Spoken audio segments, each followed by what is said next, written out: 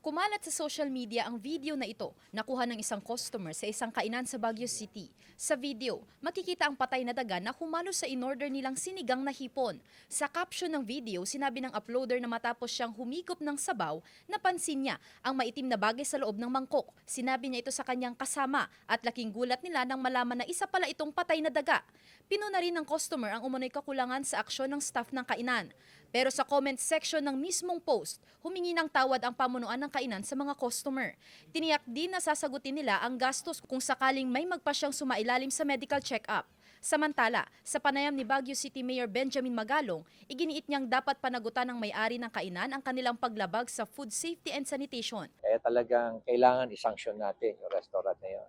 At marami naman tayo, halos araw-araw, umiikot yung ating sanitation team, i-inspect. At siyempre, hindi mo makontrol lahat.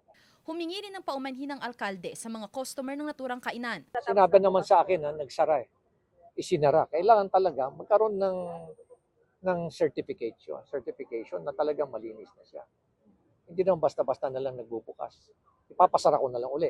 Nakausap ng GMA Regional TV 1 North Central Luzon ang isang staff ng kainan sa pamamagitan ng telepono, pero tumanggi siyang magbigay ng recorded statement.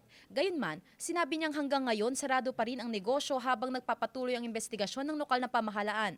Handa rin umano silang magbigay ng karagdagang pahayag sa tamang pagkakataon. Sinisikap din ng news team na makuhanan ng karagdagang pahayag ang customer na nag-upload ng kumalat na video sa social media. Sandy Salvacio, 1 North Central Luzon.